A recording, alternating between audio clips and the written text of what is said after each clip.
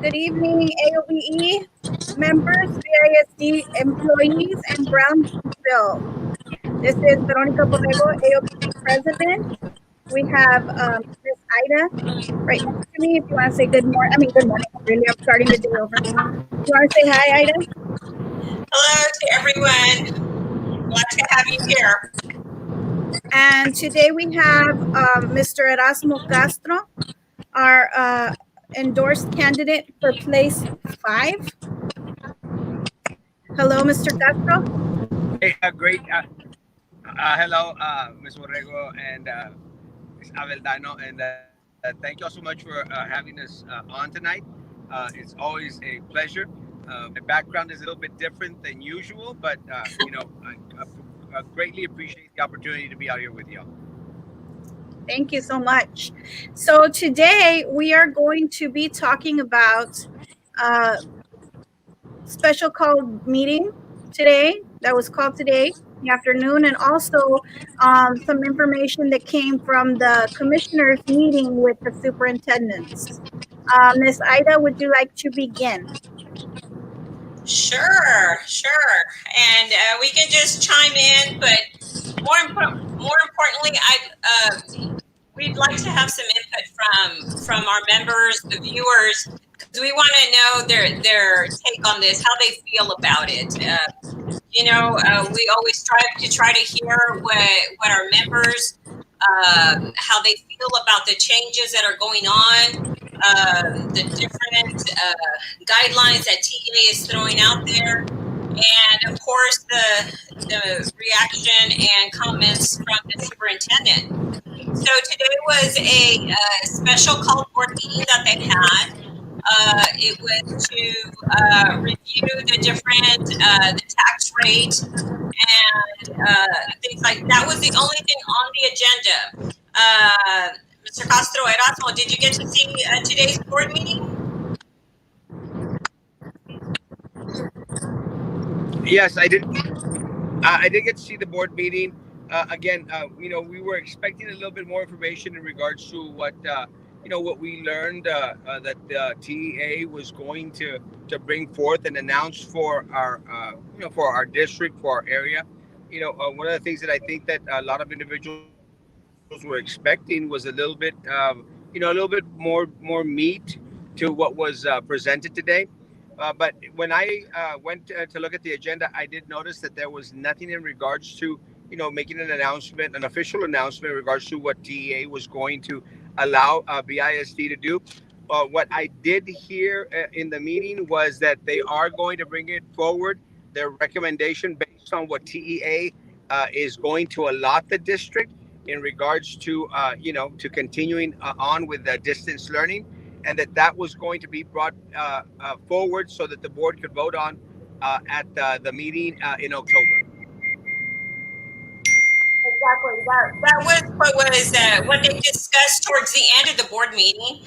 I thought there was I don't know some of the conversations that the board members, the discussion they were having on that topic at the end of discussing the distance learning and the different issues they were having. I thought that was kind of interesting. Of course, one of the board members, I want to say it was Mr. Cowan, mentioned that there's 99% of the students with hotspots already, which was Not interesting. true.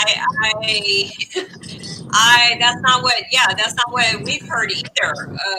And again, our information, we get it strictly from the members that call in or share information and concerns with us. So I definitely do not think or see that it's possible that it is 99% of our students that have hotspots already, because that's not what we've been hearing on the concerns about that. But there was some different views from the different board members. Some of them were mentioning about we have to open up the schools because with less restrictions. Because and let's just clarify, because there's still a little bit of confusion on that. Right now, the only people that are supposed to be on campus are the people who do not have devices or hotspots or internet issues. Okay, and then at the last minute, he did the change of Dr. Gutierrez did the change of allowing the students of district employees to be able to attend face to face. Now, one of the reasons, and to clarify that, is because he allowed that, it disqualified our employees from the Family First Coronavirus Response Act. So, because he opened that up, the employees were no longer allowed to take that FMLA leave. That's Okay, correct. so which was to me it was a little harsh because there is so many employees that are, they had invested a lot into their distance learning setup because they wanted to, be very successful at that, but also because they had health issues and they felt more comfortable in that setting. So all of a sudden now, oh, that was yanked from them like 2 days before scheduled to return, and Exactly, all of a without sudden, warning. yeah, without any Without- warning. So to me, that was very difficult. But right now, that is the only people that are supposed to be on campus. And Dr. Gutierrez went into a little speech about how he feels that we need to have them back in the classroom. That he's been talking to students, and he mentioned he spoke to 3 students from Porter, and that they're saying that they're ready to come back. He said that they said, please bring us back because they want to come back to the classroom. And then also that he met with he called it specifically. He said the superintendent parent group, we are not aware of who is in this group or this committee that was formed. But they also shared how they want to return to the classroom. So he's basing it.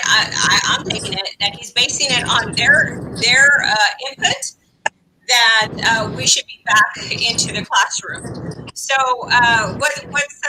what's y'all's opinion on that? So I have my opinion just solely based on him meeting with students. I'm a mother, and as a mother, while yes, I do listen to my child and the things that he wants, he's a child, and as the adult, it is my responsibility to make decisions that will place his safety first. And he doesn't know. They don't know. They just want to go back and see their friends. Yeah, As the adult, it is on me to make the right choice. As a parent of a BISD student, I was never informed of any meeting with the superintendent. So maybe these are, I mean, I don't know who was in this meeting, but anybody in our audience right now can chime in. If you're a parent from a BISD student, were you informed of a meeting or invited to a meeting? Well, I think just to clarify, I think one of the meetings that he was referring to was they invite certain parents to meet with a superintendent every so often, and I think it was one of those parent superintendent meetings that they had yesterday. But again, I think in regards to going to the students' recommendation, look, guys, if we're going to go out there and survey the students as they were attempting to do during like 3 or 4 surveys ago, I've actually lost count of all the surveys that have been sent out by BISD. If we are going to survey the students, I'm almost going to guarantee you, going back into Phillips 90%, I'm going to guarantee you that 90% of the students out there that you're going to survey, they're going to tell you the same thing. They're going to tell you that they want to come back onto campus, And let me tell you, if you go down and survey teachers Would you rather be at home teaching, or would you rather be on campus teaching? And I'm going to guarantee you that almost 100% are going to say that they'd rather be on campus teaching, Absolutely. because it's just extra work to be at home, doing the work that they're doing now. I mean, I've talked to teachers, to counselors, to diagnosticians out there, and they've all said the same thing. They have never worked harder in their life, in their educational career. They never expected teaching to be this way. You know, look, guys, goodness gracious, it's gotten to the point now. I mean, I'm getting calls, I'm getting messages, and I'm sure that y'all are too. Uh, uh, Teachers are, again, anxiety ridden. They're nervous. They don't know what to do. They want to teach. They want to be out there, but they feel that the coronavirus is what it is. It's something dangerous, and they would rather, even though it's a lot more work for them, they'd rather be at home distance learning. Now, I mean, we were all teenagers, guys. The best way to get a teenager to do something is to tell them not to do it.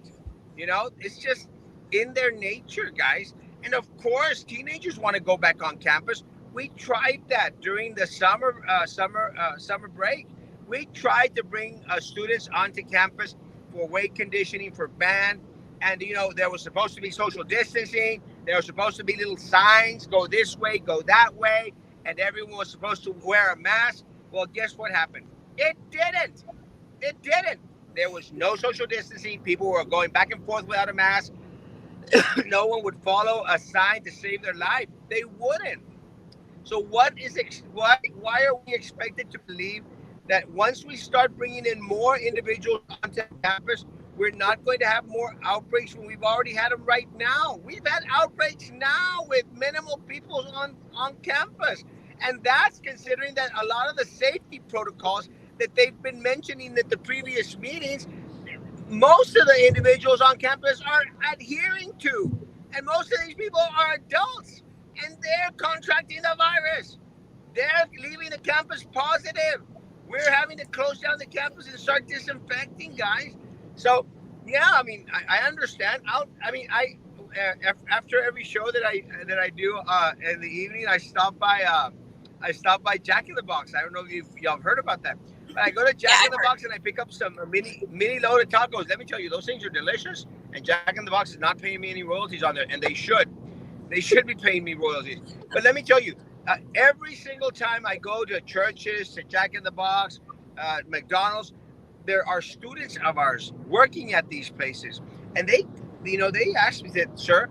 I said, what's going on? Are we going back? We want to go back. And I said, guys, I want you to go back too. But you can't. It is not safe.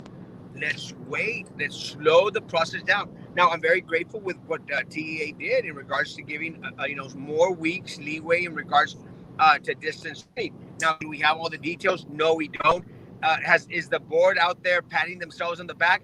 Yes, they are. They usually do. Unfortunately, there's some people that are going to believe that Philip Cowan. Philip Cowan, was out there saving the district from coronavirus, and he was out the only one out there working.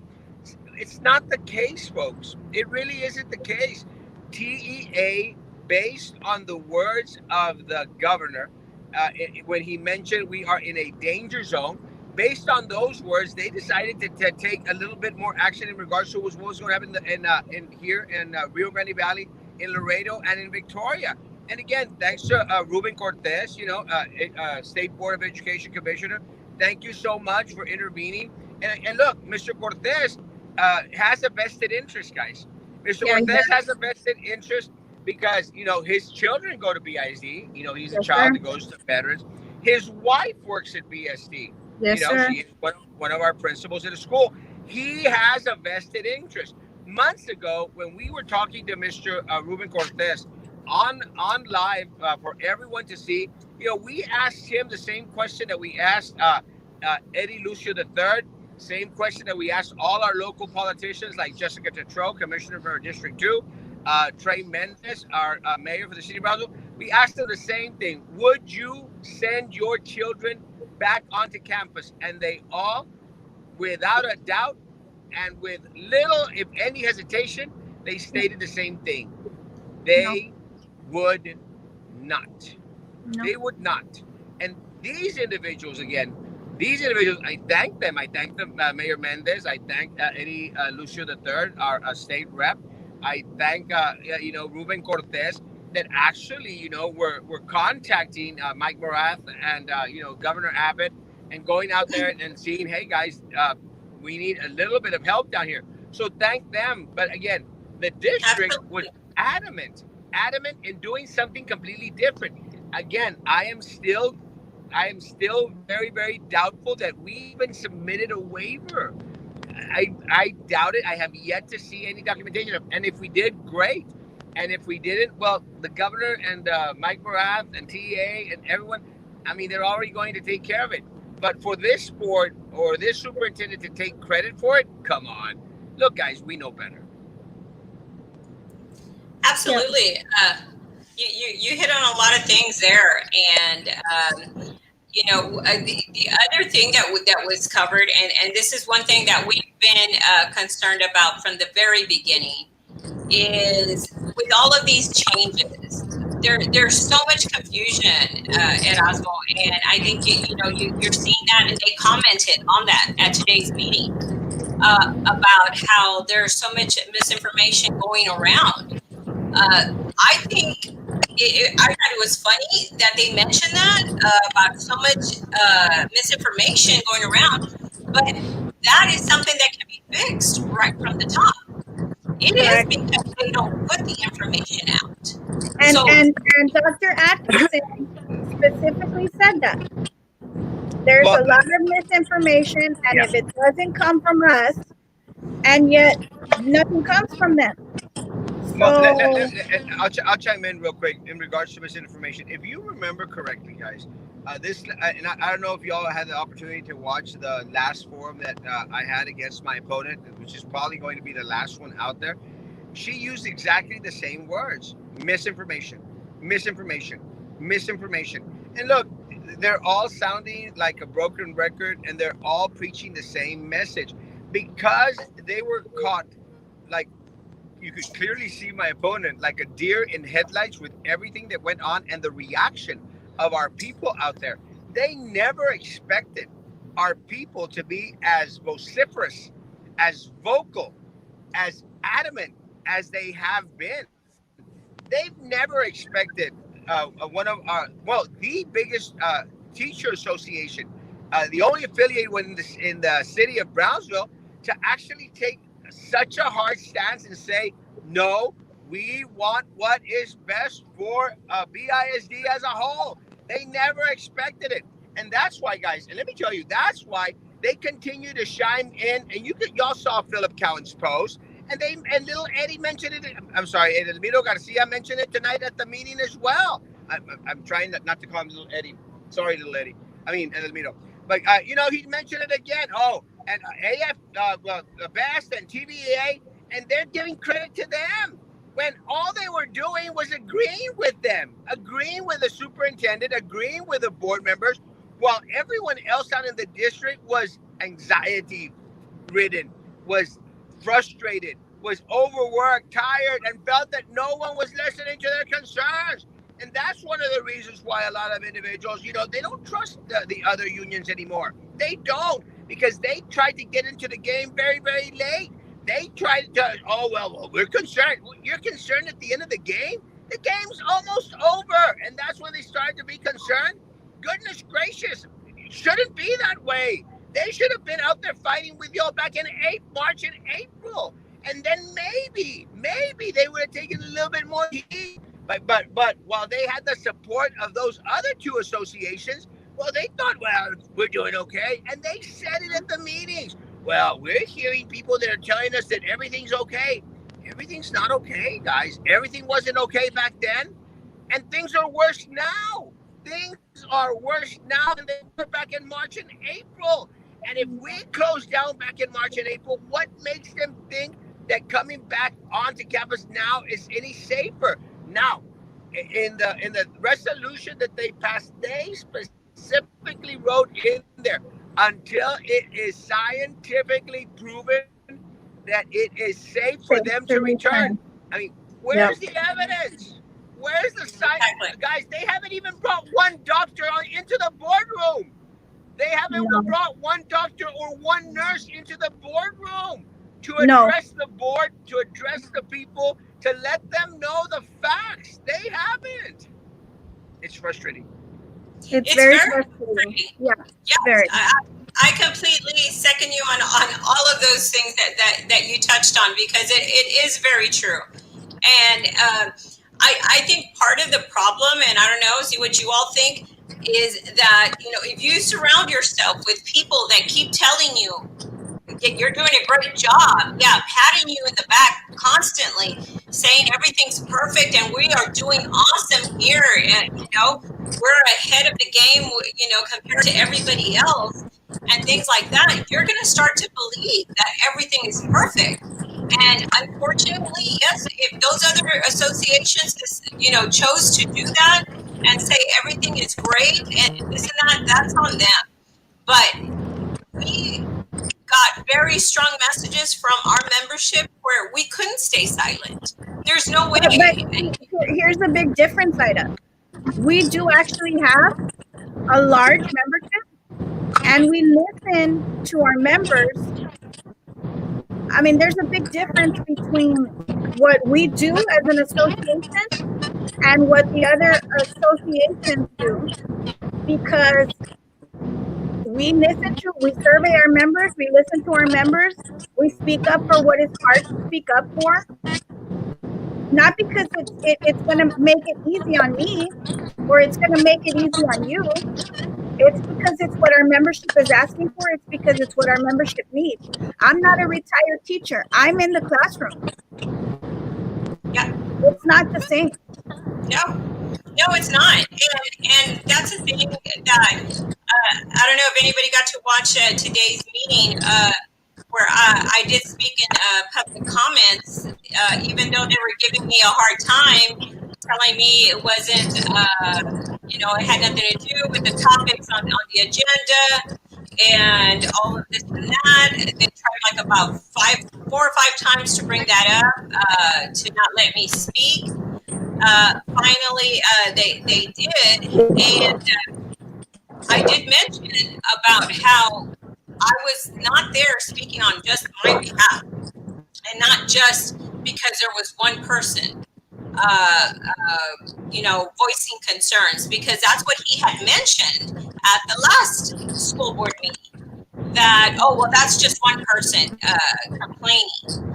And so, I wanted that to be very clear. I'm not there to speak just because I want to speak and complain. I'm there to take forward the messages and the concerns from our members. And, if there wasn't this amount of concerns out in the district, the petition of no confidence would not have gone over 1,200 signatures.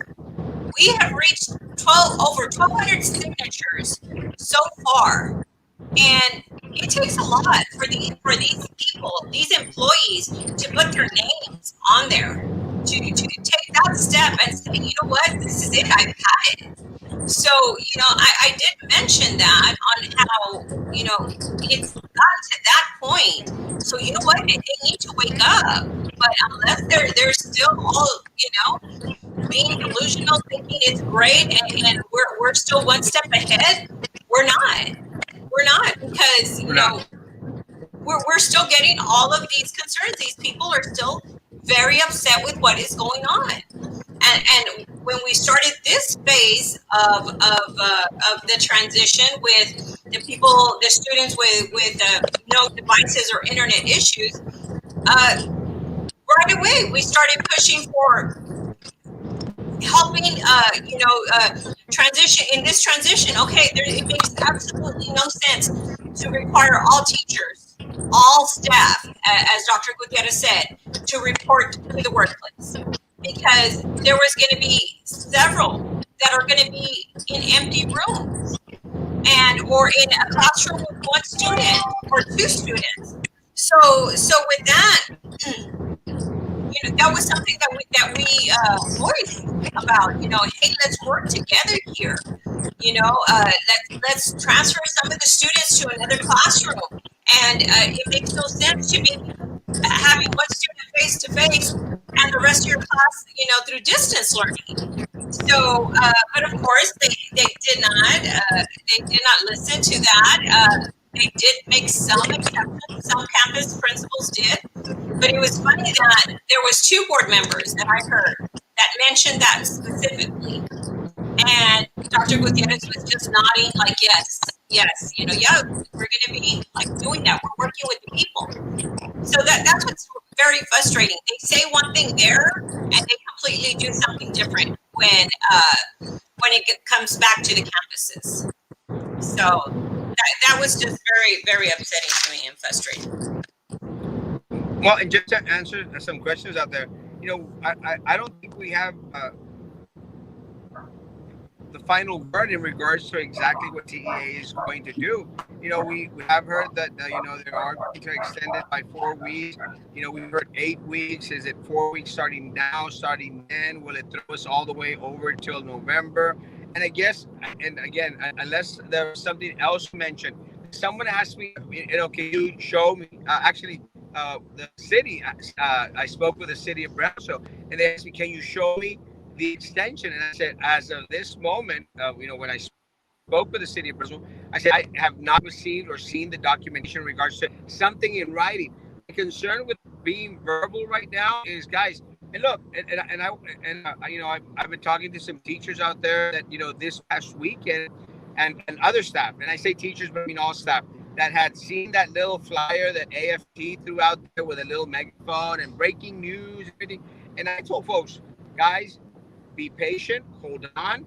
It's not what y'all think it is. And then they saw Phillips post last night, and they thought, you see, Erasmo, we're not going to go back all semester. And I said, guys, do not believe everything that is out there in writing, because what happens is you get this idea like, oh, okay, we're finally they're finally talking some sense out there. They're going to do the right thing, and then all of a sudden the bubble is burst. Nothing happened, and that was what concerns me, guys. My opinion. Let's wait till it's in writing, and once it's in writing, then we can clearly say, guys, this is what's going to happen. Because I don't think that if you decimate the message that was put out here yesterday by Philip Cowan, you're not going to get a clear answer in regards to what the heck is going on. Does that make any sense? Absolutely. Yeah. Yes, Yeah, it does. It's just, Vero, I don't know if you want to go through some of the questions or the comments. Yes. All right. Good evening, everyone. Hi, Erasmo. Hello. Hi, Aidan. But hi, Mr. Martinez. They need to push back the soft opening 4 weeks. That's what they were discussing today. There's a total disconnect between superintendent and our community. Absolutely. I completely agree with that. Yes. So nothing happened at Hannah. How sad. Did they not escort a child out yesterday? Yes. The first day. Yeah. In hazmat suit. You're making me nervous. Erasmo Castro, you're making me nervous. Continue distance learning. UTLA member supports you.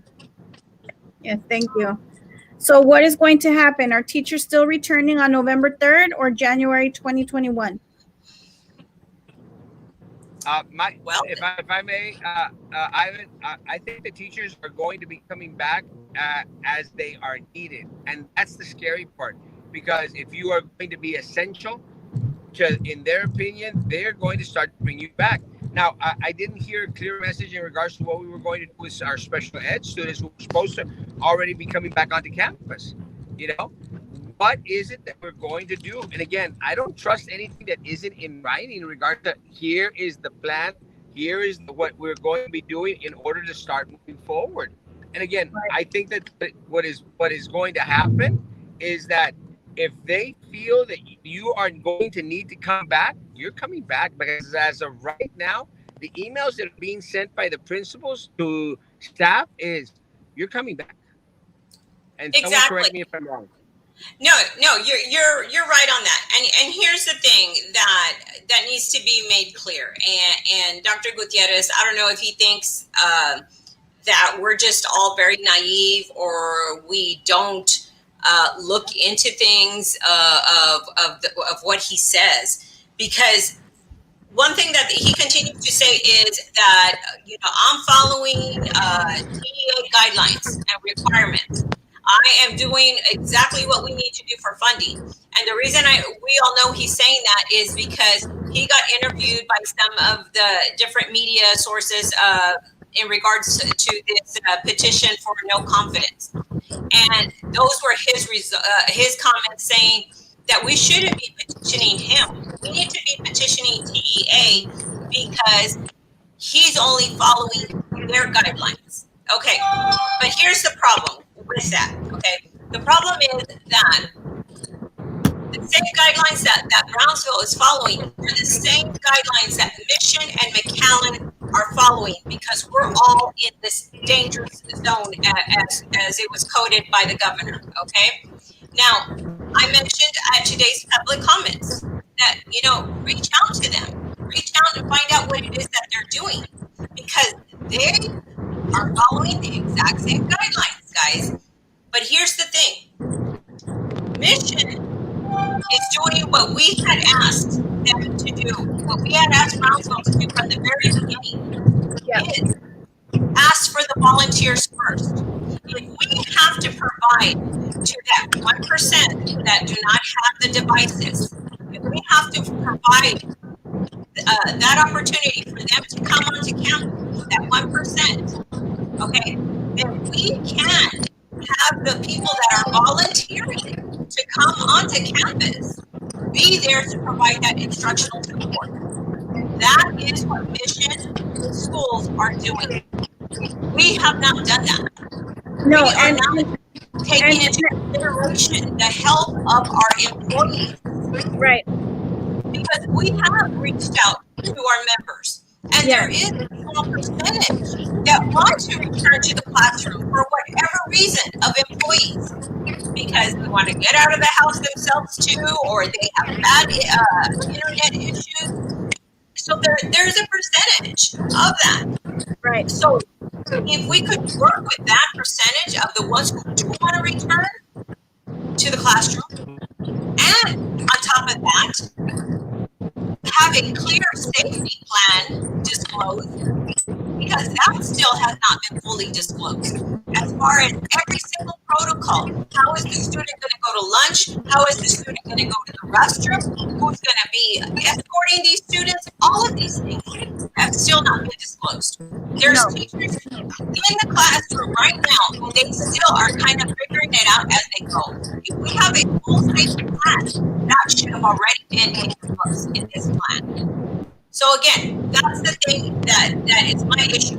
Why is Mission and McAllen being able to work with their employees? Not one teacher, they said, is on school grounds. They're doing their distant learning from home, and only took volunteers. They're even using substitutes. They're using your classified. Everybody who agreed to return to the workplace. Why can't we do that? So I want to emphasize something that you said, Ida. It's instructional support. Even the teacher that is in the classroom right now with one student is basically instructional support, because you are not teaching the student. You are still teaching to that student through a computer. You're still Correct. teaching to that student through a computer. Yes, they may be sitting in the classroom, but you are not directly teaching them. And I don't think parents are understanding. You're sending your child to go sit in front of a computer anyway and be taught virtually.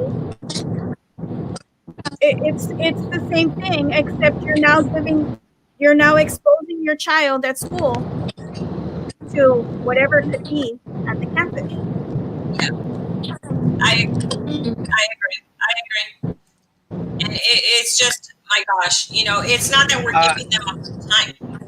It's just, he's trying to paint this picture to everybody that, oh, if I may say it's not something, bad guy here. Yeah. Go ahead. uh, if I may say something, um, I want to commend Rivera High School. Today they did have voter registration drive. They did set up tables out there. They did their best to raise awareness, to the great need that our students should have in regards to getting registered to vote. So, my hats off to the principal and the staff who were ready for students, and brought awareness to individuals out there. Very very commendable, and I'm glad that our schools are out there. Trying to teach students the importance of the civic duty to go out there and vote. So, right. Right. Yeah. And by October, he'll have more people on campus. He just wants students on campus. Yep. That's the message that we got from today's board meeting. We haven't seen a survey of who doesn't have tech, just survey of who wants face-to-face or distance learning. Ida, what about children from BISD staff? They said distance learning for all of the students with internet and with iPads. My campus provided to all of the students, 2nd through 5th, yet we have students face-to-face. Yeah, that's the thing. That he chose to open it up to the children of staff, because that way he wanted to disqualify. You no longer qualify for FMLA child care leave. That is why. Yeah. Yes, you're right, Ida, on the child care. Emma's telling me I'm correct, so thank you, Emma. Of course, some parents want face-to-face because they're selfish. I was about to apply for the child care leave when they opened the schools. The superintendent is a liar. Hi, ladies. Hello, hi. None of my students want to go back. He didn't talk to the ones from your class, Ramirez. Yeah, he talked to 3 other students. Nope, don't believe him. Sorry. He talked to 3 students. Wow, 3. Well, less than 30% of students' parents want to go back face-to-face. Majority wants to learn. And they did actually show us that number at the last board meeting. So I'm not sure where what he's talking about. Yes, but that committee does not represent me. I want more info on this. Absolutely. Never informed. Oh, that's when I asked if anybody had been told. As a parent, not sending my daughter. Neither am I. Why is the teacher talking to students without their parents' permission? That's a great question. Yes. Kids and some parents think going back will be going back to normal, but that's not what it will be. And that's exactly what we were saying right now, Ms. Nebula. They're not going back to normal. They're going back to a campus full of people with masks where they cannot see a smile back. They cannot understand or read your expression. They're not learning social cues because you can't learn social cues when you have a mask over your face. They're still going to be taught through a computer. They're going to be sitting behind plexiglass. All of it is for safety. But it's not back to normal. It's not back to normal. It's not. And that's what, there was one district, I believe it was Isleta, that had done a video of what it's going to be like back in the classroom, of all the protocols that they're following, of how they're going to go to the restroom, the lines, the timing, all of that, so they can get a clear picture of what they're looking at. Because a lot of them have that illusion that, I just want to get out of the house already. I want to go back to see me with my friends. It's not going to be like that. Yeah, it's not going back to normal. It's not. Sorry. That is correct. Teaching from home is not a simple task, especially for teachers that are parents as well. Amen, Mr. Rodriguez. It's 7 p.m. and I'm still grading work as it comes in. And who's the genius that decided to do the first 6 weeks and 5 weeks? Right? Exactly. Great question. Ida, love the way you started your comments today by pointing out that you represented more than just one comment. Amen. Yes. Cowan is stating it is approved all semester. So where is that misinformation coming from? From the board. Do you want me to? Oh, let me switch him. There you go. He switched you. Exactly. Doesn't take into consideration the parents that are working, and some even have two jobs. Teachers and students are drained with all this BS. Thank you, Miss Susana. We need to keep safe. Bottom line, campus is not safe for anyone until we have experts saying this pandemic is under control. Nobody should be forced to gather at the schools. Everyone has a right to protect their health and life. Very true. You are right, Veronica. No info at all. Very limited. Yep. Very, very limited. Why did Cowan try to stop Miss Ida from speaking in public audience? Well, because, we're not supporting him. Bottom line. Yeah, I think he was. It's been clear he is upset that he didn't get the endorsement. That is out of my control. That's out of Veronica's control. It is what the membership voted for. We cannot change that. So the ones who voted chose not to endorse him. That is out of my control. So if he wants to be, upset at that, I don't get offended. That's fine. Here's what I have to say to that. I have a couple of things to say to that. One, that speaks volumes, right? That the largest association, Brownsville, doesn't support you. That speaks volumes. One. Two, Yeah. that's borderline retaliation, I think. I mean, a board member trying to quiet somebody up that's trying to speak, who has the right to speak, even though they said it's distance learning and that's not the topic, yet most of the meeting was about distance learning. Exactly. They And spent a he good was 30 minutes on a part of that conversation. Well, the truth of the matter is 75% of what was discussed today had nothing to do with the agenda. I mean, Minerva was out there campaigning. Philip was out there campaigning. Everyone was patting themselves on the back. Everything that they were talking about, 75 to 80% of what was being mentioned out there had absolutely nothing to do with the special call board meeting. But yet, when someone from the public wants to come and express their opinion in regards to what's going on in the district, then they want to quiet you down. It's very, very sad, very unfortunate, but it's very typical of a board and a superintendent and an administration and a system that is so used to retaliating, to getting their way, to not listening to what the people want, to what the people are feeling, to the concerns of the community. And as adults, we should be able to agree to disagree and be able to put anything else aside and put the community, the kids, and the staff above everything else, because that is what matters. That is what matters. Not being hurt because you are not being supported. It's politics. There's somebody that's not going to support you. And if you can't accept that, then don't be in politics. Yeah. I mean, that's the bottom line. He should be used to it by now, though. He's been in this long enough. And I mean, too long? Didn't say that. But the thing is that, we need to, as a district, we need to encourage and be open to receive criticism. That's the only way we're going to get better. Okay. We cannot be taking it all personal and offended and things like that. We're here to address the issues and concerns, especially at a time like this.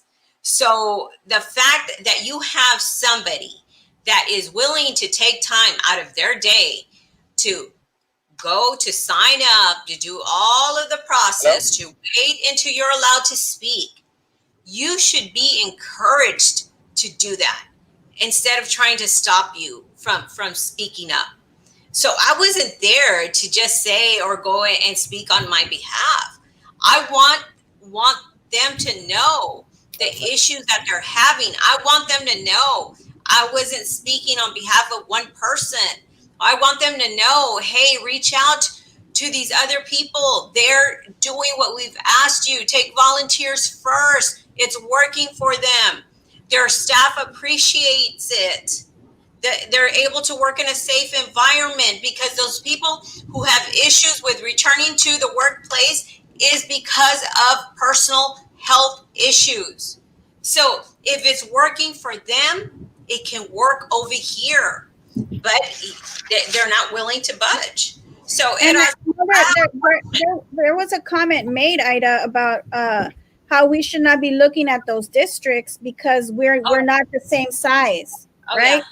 Mhm. Can you explain why Well, that's yes, not what we're saying? We know that we're not that size. Dr. Atkinson made a comment about that. That we are not the district to go and look at other districts and see how they're operating.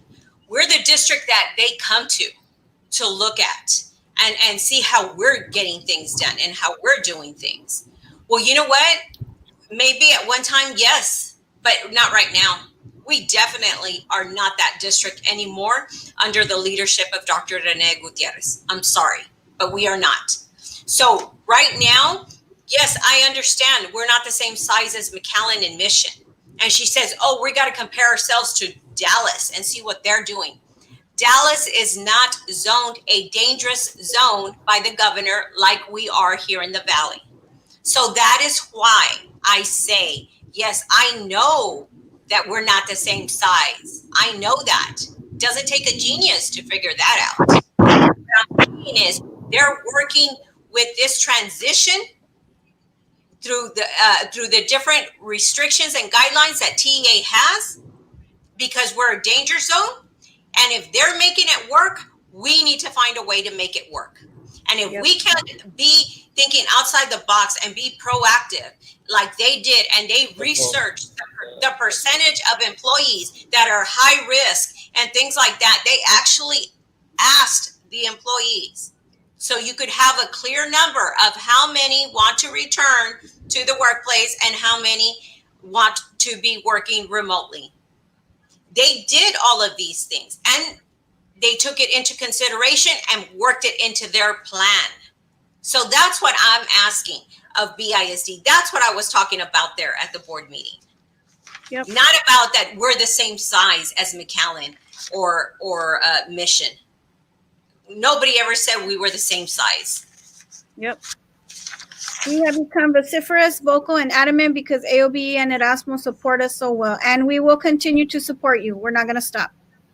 I asked for clarifications. I have two sons, one in elementary and one in middle school. I need to know exact info so I can have a plan at home where to leave my sons. Definitely not sending them to school, and definitely no exact instructions. And that is correct, Eva. There is no exact instructions. The lunatics have taken over the asylum. Okay. Our school is not ready yet. All is being rushed at the last minute, waiting for it to explode in our faces. Has the same voice of, I don't understand that one. So, what was the outcome? Extension for another 4 weeks, entire semester, and for who? Do all students have laptops, Chromebooks, and hotspots? They said everyone should have one. So, is that what they are waiting for to make the decision? That's a very good question, Mr. Mason.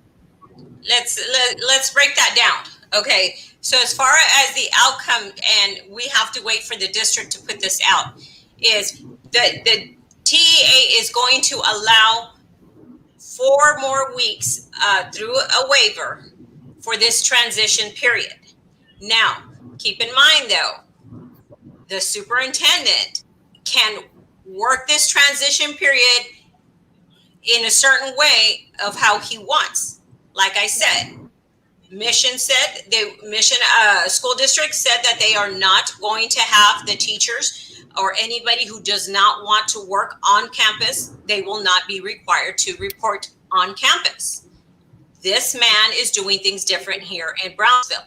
He says one day everybody reports, then the next day, no, he says he takes it back, and then at 9 o'clock at night, you get an email that yes, you have to report.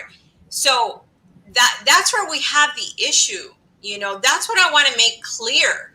That is why we're to the point of the petition of no confidence, because of his lack of communication with the employees, with his lack of leadership and clarity on all of these issues.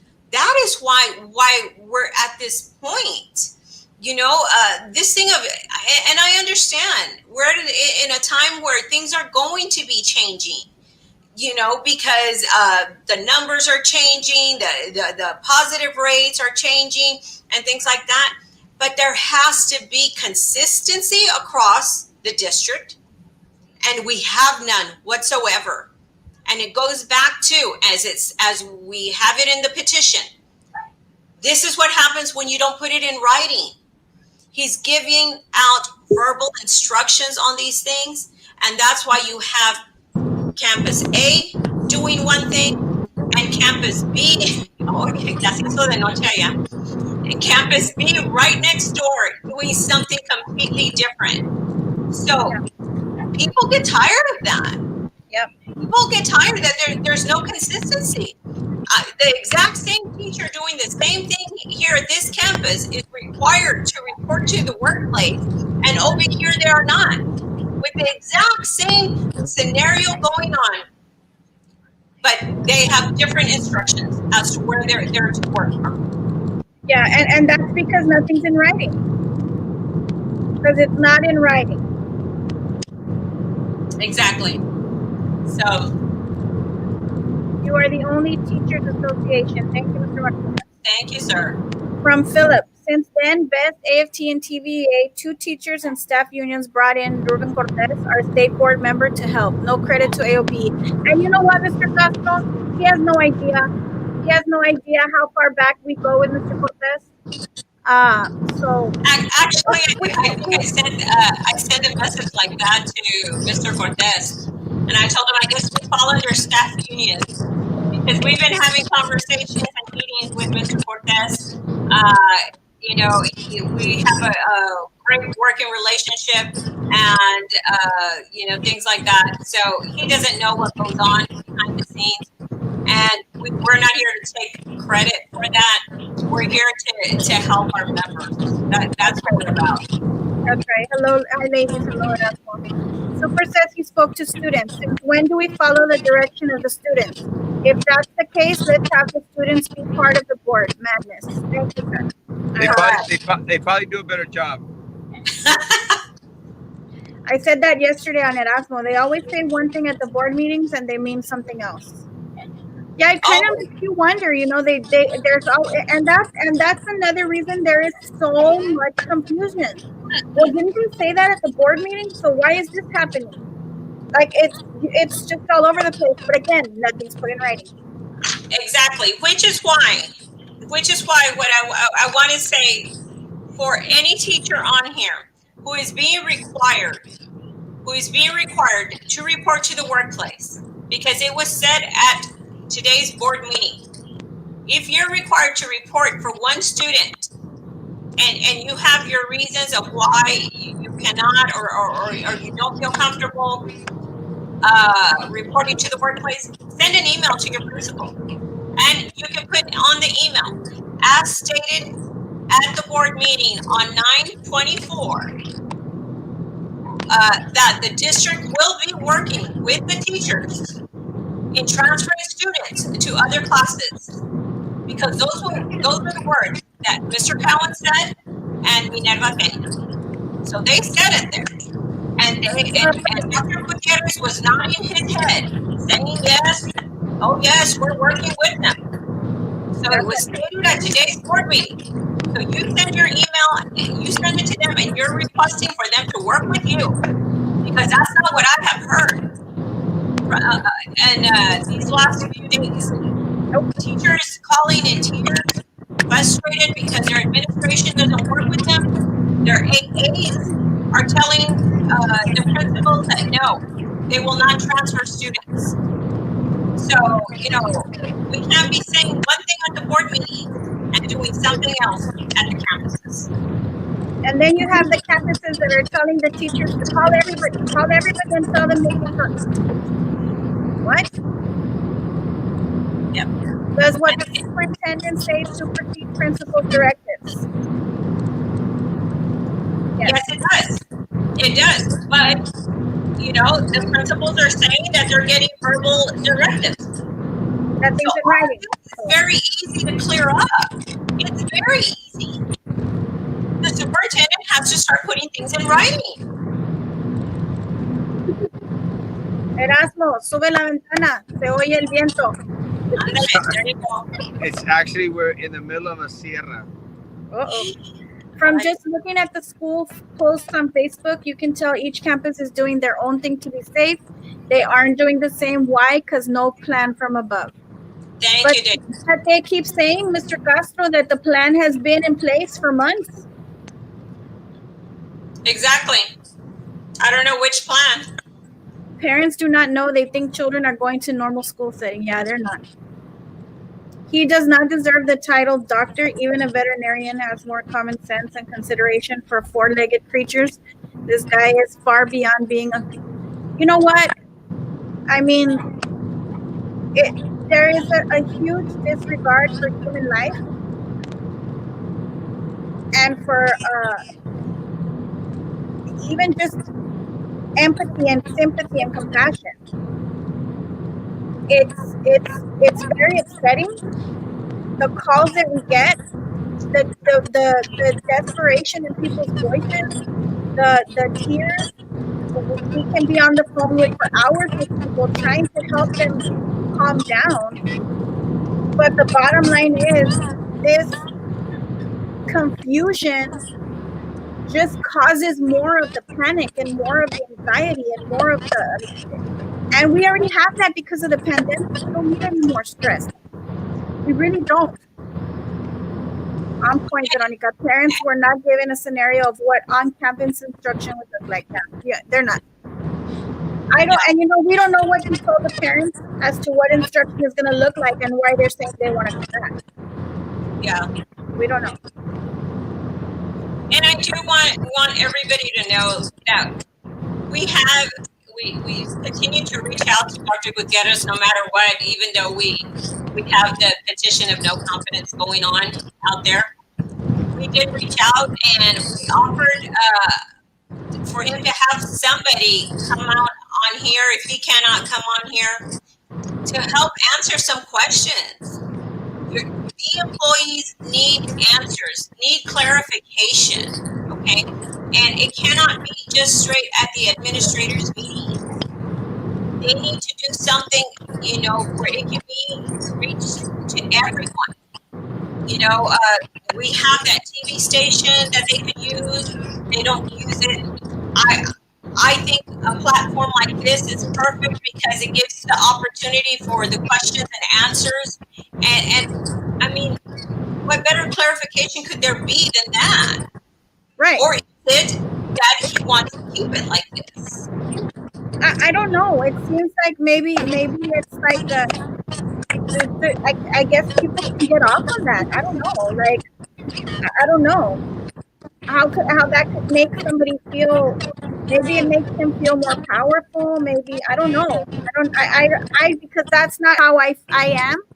I can't get into the head of somebody who thinks that way, because there are times that I want to jump through the phone and hug the person I'm talking to because my heart is breaking for them. So I can't put my head in that space because that's not the kind of person I am. Yeah. First, I feel supported by my admin. We went back and we couldn't interact with our kids virtually because they were all frozen. We didn't have this problem when we were at home. How can we engage the kids if they are frozen because our school Wi-Fi is overwhelmed? Very good. Wow. I'm scared for myself and my son, scared for my students, and scared for every teacher who has to report or have already reported. I prayed so hard that they would have a plan for us. God be with us and keep us all safe. Yes, us too. It's so frustrating. I almost cried. BISD employees that have their child enrolled at IDEA qualify for leave because IDEA is still closed.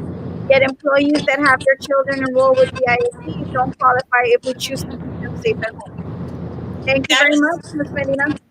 That is so true, and I hate to say that and stuff. Remove the comment because I know Mr. Castro likes the airtime as much as he can get. Sorry.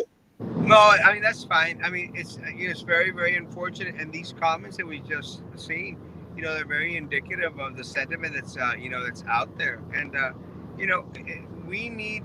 I'm glad that we are going to get those that 4 week extension to the 8 weeks. The return in regards to in person. What we need is a little bit guidance in regards to the clarification where we know exactly what that means. And I Right. think that's what we are waiting for in regards to what the district is going to do. Look, Yeah. throughout the meeting today, I felt very, very like, come on, guys. They were patting themselves in the back, saying, "Oh well, we've been buying PPE, we've been buying," and then they neglect to mention that they bought expired PPE. They neglect to mention that they were giving our teachers wonky masks. They neglect to inform people that our nurses who were begging for N95 masks, were not getting anything. What they were getting was a big sorry, it's not going to happen. That's what they neglect to say. And my concern is, gosh, tell us the truth. Don't tell us these half lies. And this little thing that's in front of me is kind of like tripping me out, but I'm trying to push it to a side. There it goes. But ah, but just tell us the truth. Tell us the Right. truth. Tell us that you did not order it on time because you were adamant about bringing everyone back on campus in the fall. Tell us that the reason why you are sending our students onto campus with no hotspots and no one-to-one in regards to Chromebooks or computers is because y'all neglected to start preparing and planning in April. And of course, there's not going to be the proper equipment if you started ordering in June and July for August. There was absolutely no way. But even then, with all that said, now I'm in the black. With all that said, that's fine. That's fine. Tell us where we're going now. You know, tell us what we're going to do to fix the issue today at this point in time. Give us something. But look, guys, go back into the special call board meeting today. Anyone out there, go back to it. And all you're going to see, thank you, all you're going to see is a lot of people congratulating themselves, patting each other on the back, and making excuses for no leadership, for no decisive measures that were actually going to make one of our individuals a little bit more safer on campus and individuals that were at home feel a little bit more at ease. Yeah. Nothing. Nothing. Yep. I agree. I agree with that completely. Thank you, Ms. Murillo. Thank you, Ida. They are going to do the opposite of whatever AOBE or Erasmo say. Well, we're going to continue to call them out, though. Yep. VISD needs to focus on what matters. That is the wellness of our community, children, and teacher staff. The more they ignore our community issues, the more the community will fight back for what is right. That's right, Ms. Gonzalez. You're right there with us. We will be the laughing stock of the RGV. I think we kind of already are, Ms. Perez. I think we kind of already are. Sorry to That's say. sad. Ah, I skipped a whole bunch of them. Hold on.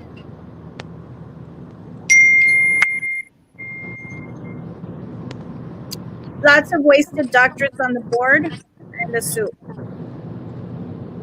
I don't understand why they had us go back for 2 days just to go do what we can do from home. 2 days that I had to have my mom take care of my kids, risking getting her exposure or myself and family for what? 2 days. Yeah. That is so true. So many people were there for those 2 days just to do things that they could have been doing from home. What Yeah. what is the point of that?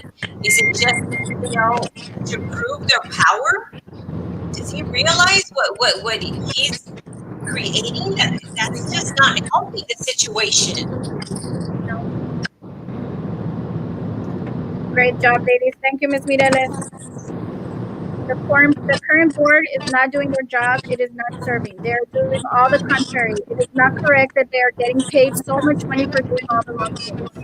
Well, they're volunteers, Marlon, but you're right.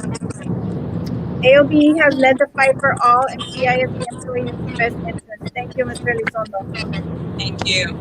Yes, Ida, I got so stressed that day where they said, yes, come back. Oh, no, don't come back. Better get yes. I couldn't sleep. I love my job, but I love my health and state of mind more. Yeah. Oh, my God, yes. Thank you, ladies, for always speaking up for us. We always will. If you call us and Always. let us know.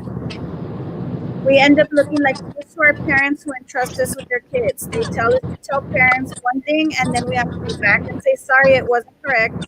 Survey for face to face second 6 weeks was wrong. Only those without devices. I meant but. Communication is lacking at every level from super to principal. That is so sad. It's become the norm with them, and that's not right. Yeah. So basically, from what I'm hearing, the campus will only be open as a daycare. Is that right? Pretty much. In some instances, unfortunately, he's right. Yep. Yeah. We are already in transition period, so how does these extra 4 weeks work? And from what date do they start? Students without devices can still come in for face-to-face, so what's the difference? Nothing makes sense anymore. Exactly. Exactly. Yep. Too many cheap. It's supposed to still be for those people who do not have devices, but we just don't know because I really did not like how long he went on about the students need to come back, and his exact words, they have to come back someday. Well, we know that, but the thing is that we're not ready for that right now. And he based that on talking to 3 students from Porter and the parents from his superintendent parent group. What about everybody else? My goodness.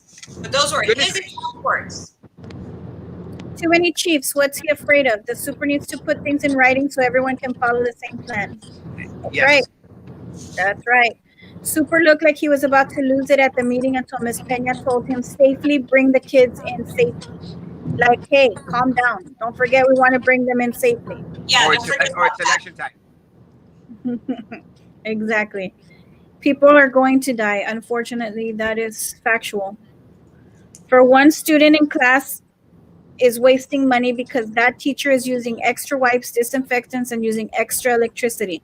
The teacher gets sick for going for one student, teacher will be out, and all distance kids will lose out. Yep. Yes. Correct. And the district has to pay a sub. That's exactly what I was going to say, Ida. Prove their power. LOL. Yeah, that's what it's about. Is BISD prepared for the lawsuits when their employees pass away from COVID because they were forced to report to work? I'm mortified that my brothers, sisters, and mother are being forced to show up to work regardless of their high risk status. Thank you, Lexi.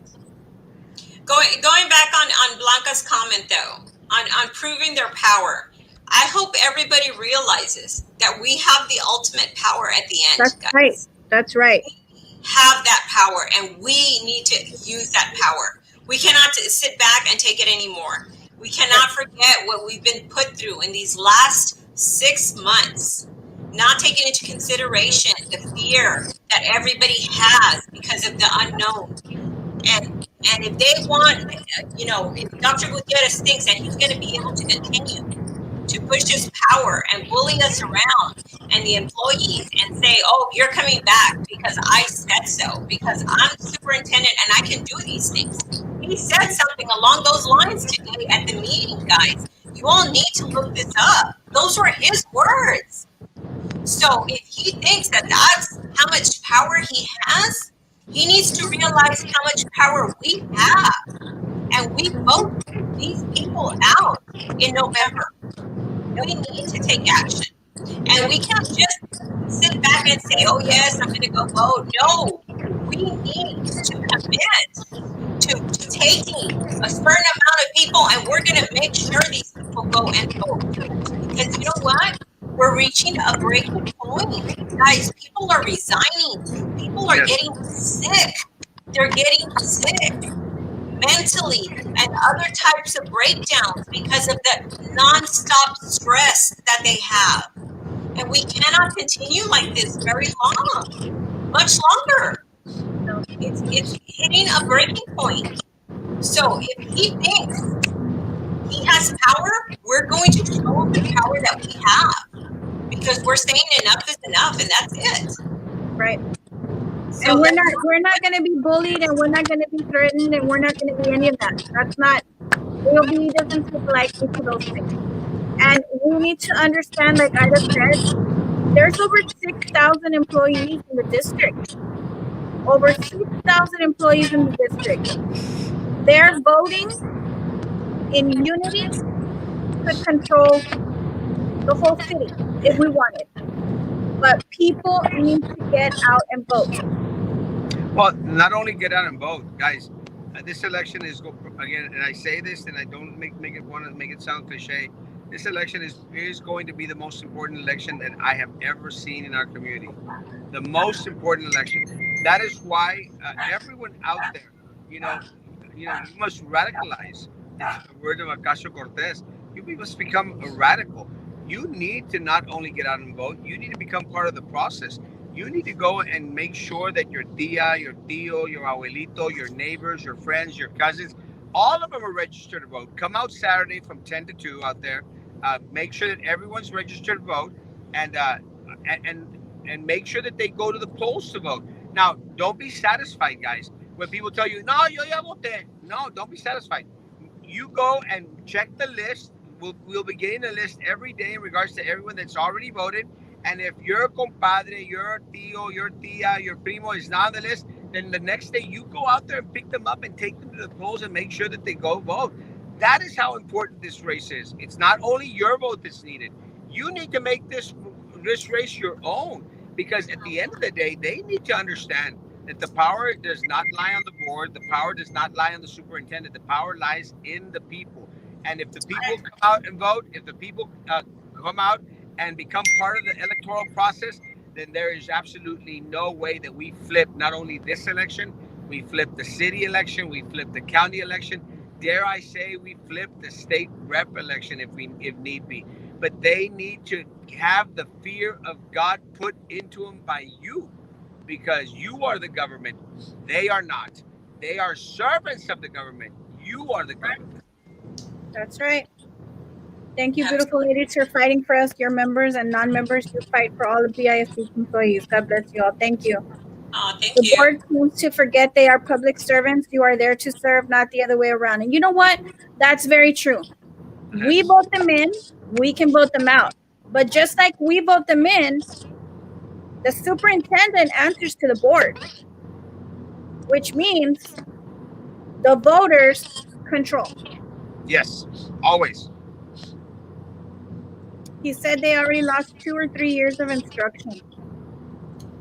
What? Well, since he got here, maybe. My God. Since he got here.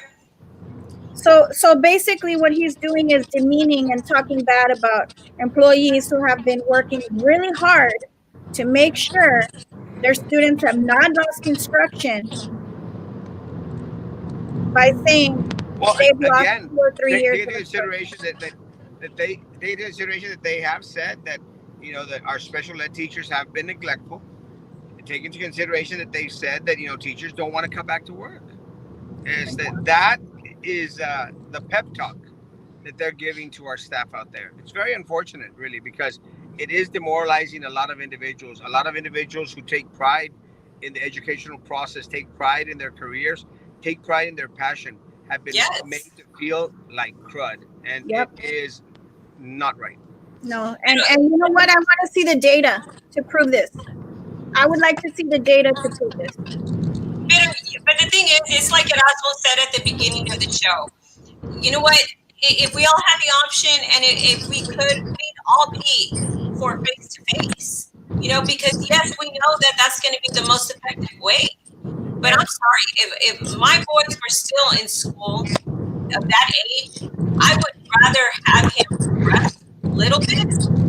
But you know what? Have the time to be able to make that up down the line. Yeah. Instead of forcing them down to go back into school face to face, just because we're afraid of how far back they're going to fall. You know what? That's fine. It is, guys. I'm going to have to say goodbye because I have another show that I'm already late to, and then I have ours at 9:00. Okay. I want to say something. I appreciate AOBE. I appreciate the leadership of AOBE. I appreciate every member out there. Oh, well, first of all, because y'all endorsed me. But more than that, even if you all had not endorsed me in this race, I would have still been grateful, because one thing is for sure, that AOBE is out there fighting for the rights of the staff as a whole. Usually a union represents their members, and y'all do so in a exemplary way. But y'all are only fighting for the members. Y'all fighting for the rights of everyone out there. And let me tell you, that is very, very commendable. And I wish that other unions would learn from y'all's actions, from y'all's words, and from the passion that y'all demonstrate on a daily basis in regards to the safety, the well-being, and the life of my staff, my community. So thank y'all guys. And again, we'll see y'all on Saturday, Yes, Yes, or, definitely. or Thank at you. or at 9 o'clock, whichever comes first. Okay. Bye. Thank you Bye, so much. guys. Thank y'all so much. God bless. Bye God bye. bless. God bless. Parents ask me for updates and I'm at a loss. You know what, Peppermint Patty, have them call Dr. Gutierrez. Ida, exactly. He said something about him being the superintendent and the one to make the decisions on the students returning. Yeah, exactly. But what's really sad, Ida, is that those comments are allowed to be made. That they allow him to make comments like that. To me, I think that's very disrespectful That's to the very employees. disrespectful. If Very. I was a current board member up there and he would have made that comment, I would have corrected him right there and then. You do not disrespect our employees like that. No, He and is you not don't. going to be in We've lost a 20 years of instruction.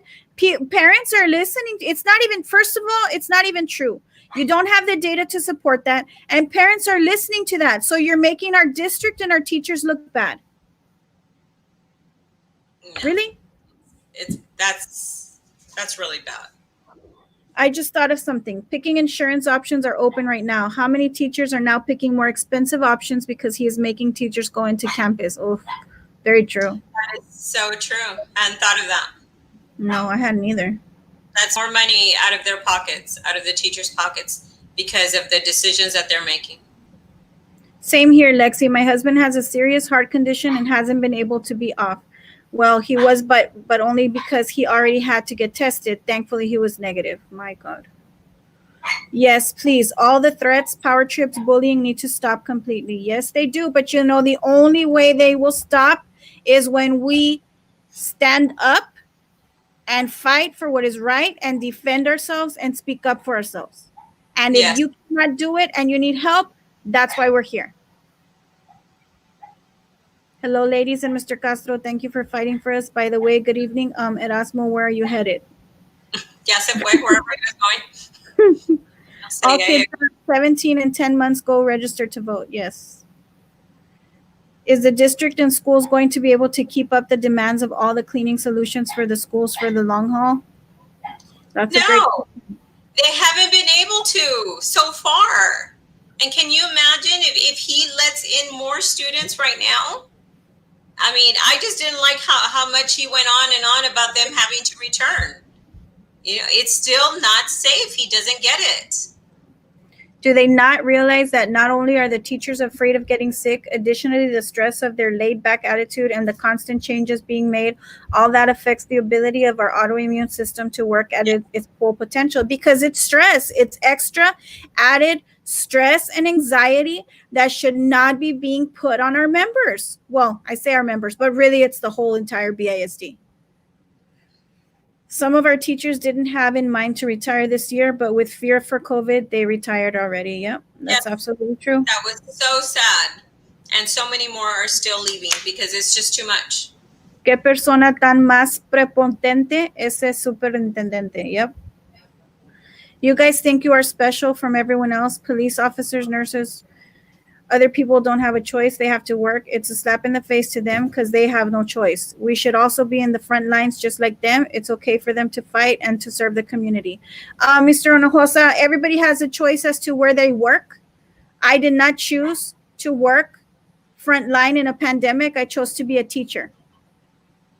I do not think that teachers should be compared to police officers, nurses. We all have a choice as to where we work. And that's no disrespect to any of those other jobs because they're all appreciated. But I think it's very upsetting and very disrespectful for a lot of people to make comments like that and compare us, because you know what? You're comparing me to a nurse who gets paid probably triple what I get paid at a hospital. You're comparing me to police officers who make probably more than I do. You're comparing me to restaurant workers who probably make more than I do based on tips and everything else. Um, you know, it's not a comparison that should be made ever, and it's a slap in the face to our teachers actually and staff.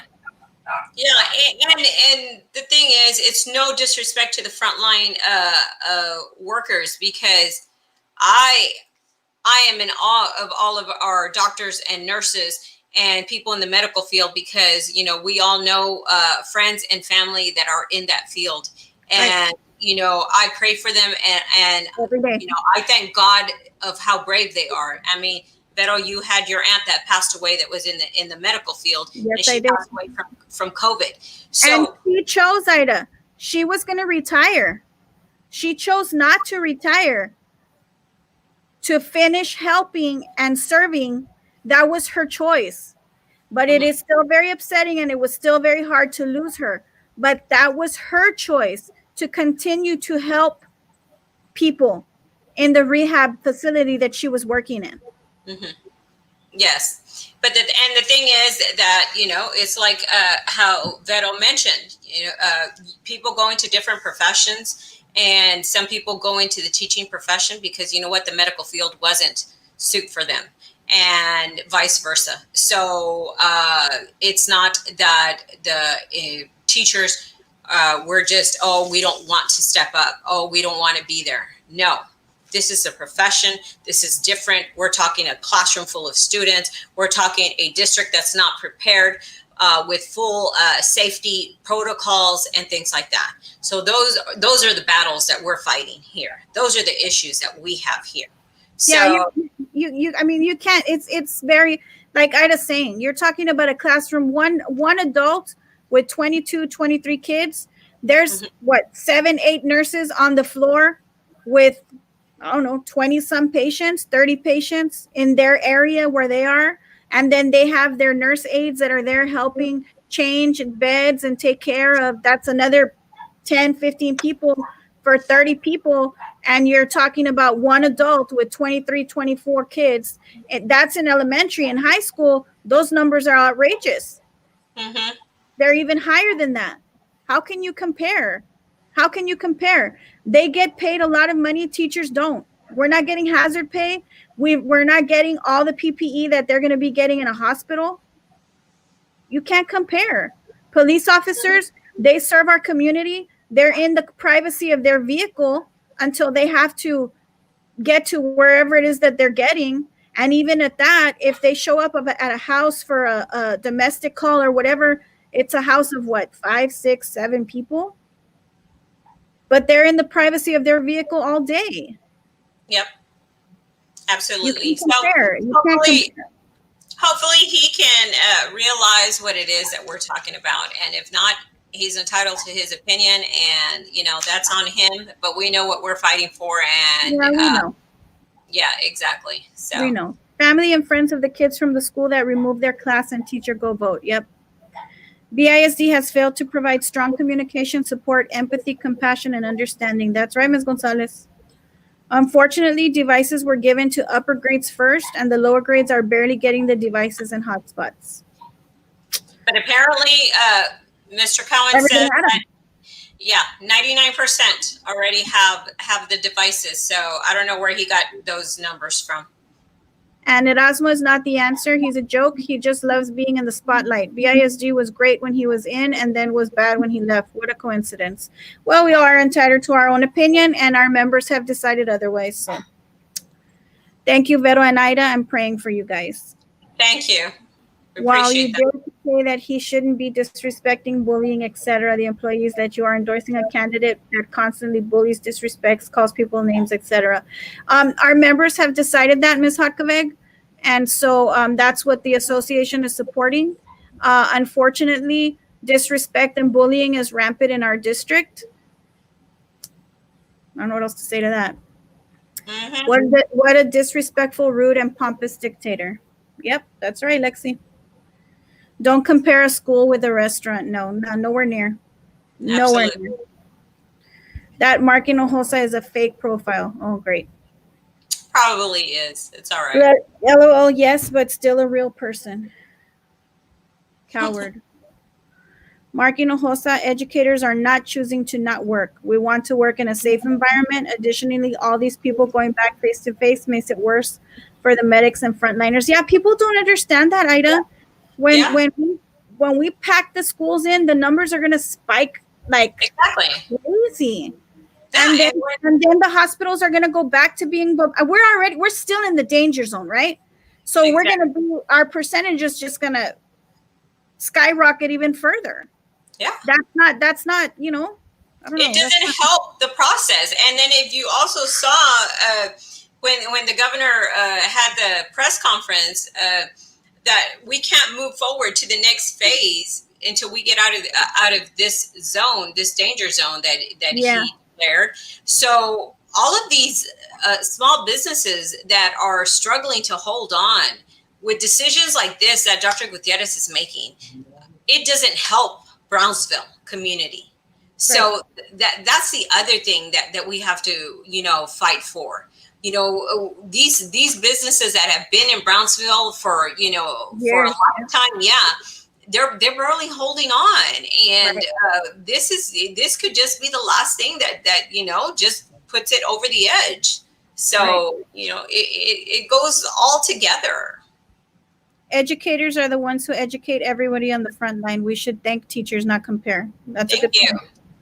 Veronica, your point is irrelevant. There are many teachers like me that want to go back and serve. What about our voices? In my school, a good majority want to go back and teach. What about, you know what? I don't think you're listening, Mr. Hinojosa, because we have repeatedly said we want the people who want to work to work.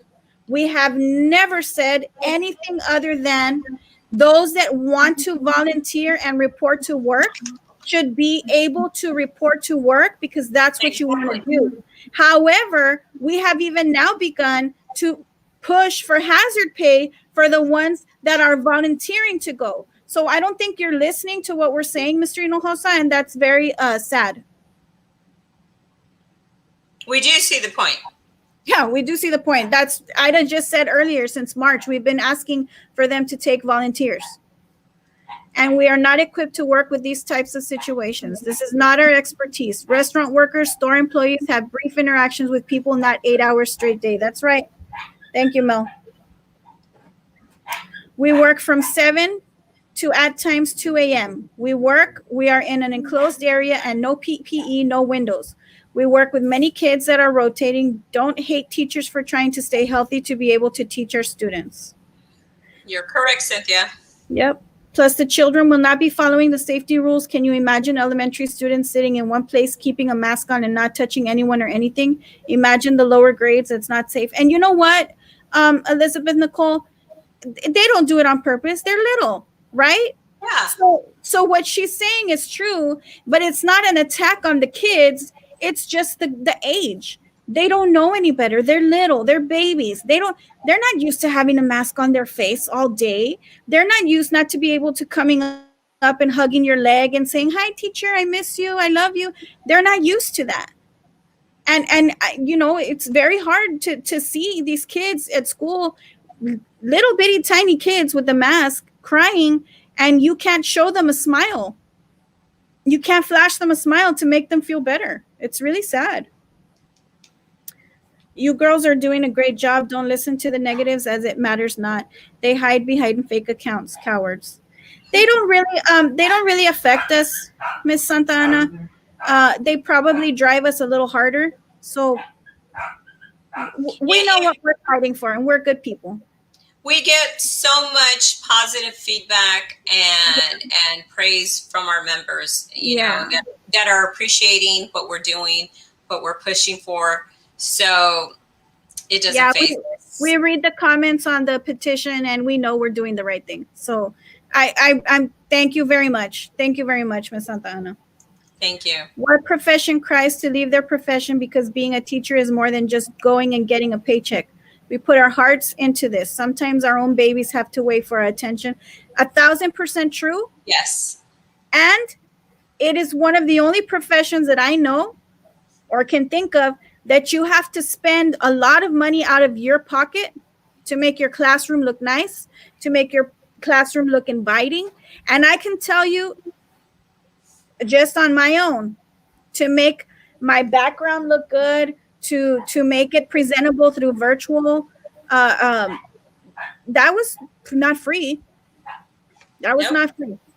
So if you can name another profession where you have to buy your supplies and where you have to entertain somehow and buy the prizes to motivate and things like that, I welcome that.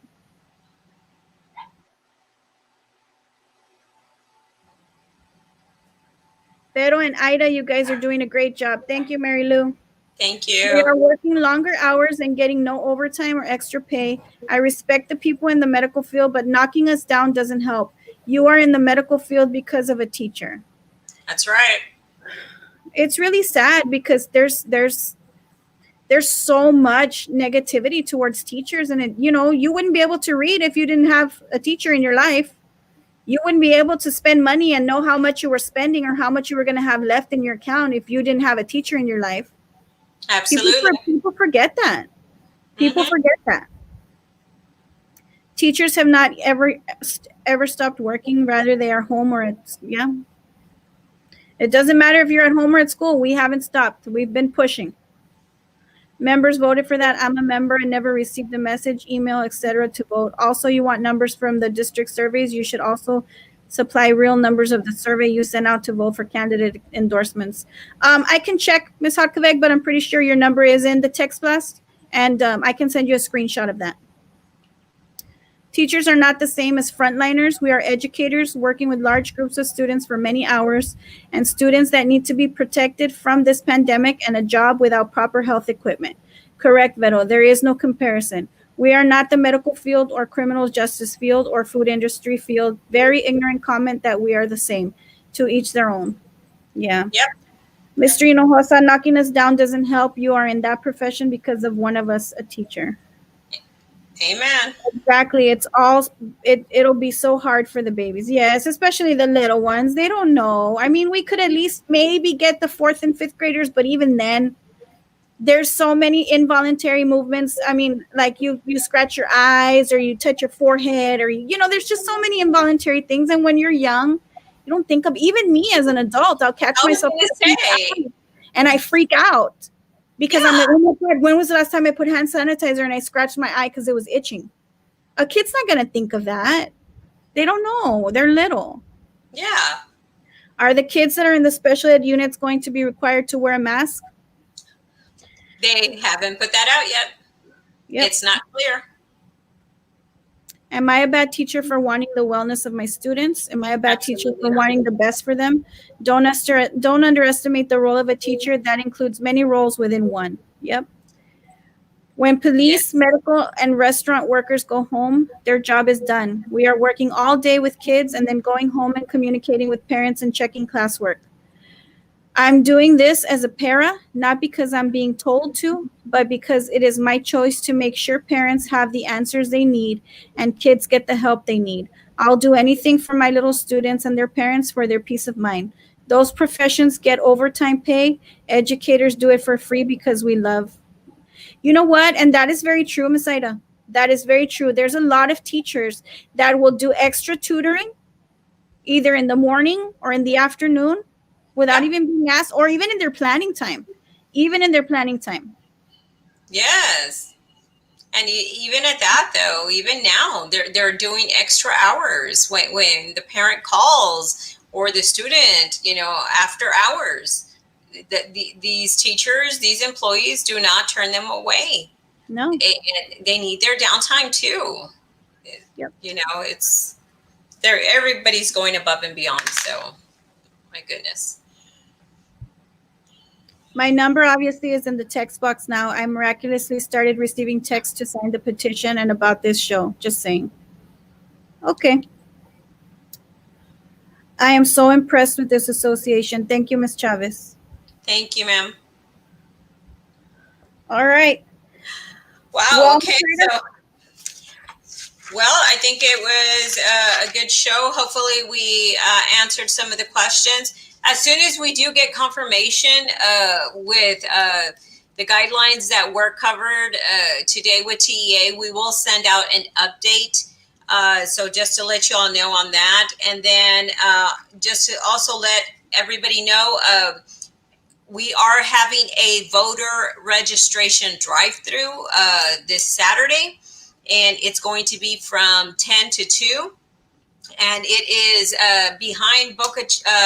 behind Chick-fil-A and Dairy Queen on Boca Chica. I think they say four squares or what? Four corners? yeah, it's four corners. It's four Okay. corners behind the Chick-fil-A in the parking lot that the Albertsons used to in the old where Albertsons used to be, in the parking lot where Albertsons used to be. Sorry, my got kind of like tongue twisted there. But So yes, so we'll that's be where we're there. going to be from 10 to 2. Yes. From So 10 to if 2. you have anybody that has not registered to vote or Yes. anything like that, uh, also just to get more information, please stop by.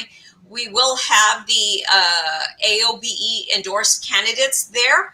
It is your opportunity to have one-on-one conversations with them. If you have questions, if you're still iffy about, who you should support, you have that right to ask them the questions. So they will be there, and you can stop by to chat with them, meet them, and like I said, ask them your questions and share your concerns. We will And have we will be practicing all safety precautions, right, Ida? All safety absolutely, precautions will be practiced. yes, We will masks be will be required. sanitizing. Yeah, masks will be required. We will be sanitizing any kind of clipboards or pens or anything that anybody's using to register. Or if we have devices, we're going to sanitize everything that's going to be um, people are going to touch. It will be sanitized, and we will be practicing CDC guidelines. And again, if you guys have any questions, if you guys have any concerns, please feel free to reach out to us. Our phone number is there at the bottom, 956-621 3010. And our email is aobeadvocate@gmail.com. And you can also reach us on Facebook Messenger. Please know that we are doing our best to keep up with calls. As you all know, we ourselves are educators. We work with the district. And so when we get out of work, usually after 4 o'clock, we start trying to catch up with emails and stuff like that. And so Ida's got her plate full with grievances and meetings with HR and meetings with for 504s and different things. And so we're trying to help her keep up with all of that. So please, I apologize if it takes us a while. Just send us a friendly reminder, and we'll get back to you as soon as we can, I promise. But again, and if you can't reach us on the messenger, send us an email. If you can't reach us on the email, call the office, leave us a message through there. And, please know we're doing our very best, and we're going to continue to fight for you guys. And we hope to see as many of you as possible on Saturday to speak to the candidates if you have questions for them. And if you're not registered to vote, to register to vote. Yes. Anything, Ms. Ida? No, pretty much that's it. I know on our website you can go for the application. We've had several questions. We welcome all the new members that have joined the AOBE family. But anybody else who needs the application, we have the electronic application. You can fill it out on our website. That's at myaobe.com. At the bottom, you can click on Join Us Today. So again, like I said, we welcome everybody. We're so proud to continue to grow even stronger, to become even more powerful. So we thank each and every person out there. We thank everybody who is going above and beyond during this difficult time, and the one for hanging in there. I know it's tough, and there's days that we all just want to throw in that towel, and and it's okay to feel like that. So it's normal. We're allowed to have our time like that, to be frustrated, to be angry, but then we just have to shake it off, and we're going to continue to push forward. We want to remind you, you are not alone in this. We are going to continue to advocate for you. as long as you are sharing those concerns with us. Now, guys, I know the last thing you want to hear is that another survey is going to go out to you all, but there is going to be one more because we want to see what are the problems you're encountering now. We're keeping track, we're documenting what it is that the district is doing and the district is not doing. So we have to keep track of that, and we are submitting it in to our office for review. So we ask that, just take a few minutes, just provide some of the information and issues that that you've been encountering. Okay. This is not going to be shared with the district as far as, to reveal your name. We might just share general issues that might be going on. But, as a member, your information is always confidential. We always put what is best in front of everything else. We put what is best for you before anything else, before risking anything like that. So be looking for that to be coming out over the weekend. And again, I can't thank y'all enough. Y'all are amazing for the wonderful job y'all are doing during this difficult time. Okay. Also, if you have not signed the petition of no confidence, please take time to sign it and forward it to family and friends that know the frustration that you are going through. Okay. We can't forget what we're feeling right now. We can't forget, how we feel so disrespected. Now is the time to be able to voice and show that we have a right, and we don't have to continue to take this type of bullying, this type of disrespect. Okay, so if you haven't signed the petition, please do so. Vero, I don't know if you can put it on the comment box if you can. If not, then we'll maybe post it on our Facebook. Yeah. Yeah, don't worry about it. We can put it on the Facebook. There it is right there. Okay. Yep, got it. You are awesome. So that's it on my part. Okay, and I just want to say, there's comments there being made about how they didn't receive. People have my cell phone number. I wasn't contacted that they didn't receive the ballot. And so I will be looking into our platform that sends out the messages to send a screenshot of when the message was arrived and when it was opened. So thank you guys so much for joining us tonight. Next week we will have place Ida. Next week will be place 6, Mr. Place Joe 6. Rodriguez. Yes. Okay. So next week, same time, same place, 7:00. We look forward to seeing you guys. Have a good night. Thank you so much. Bye. Bye.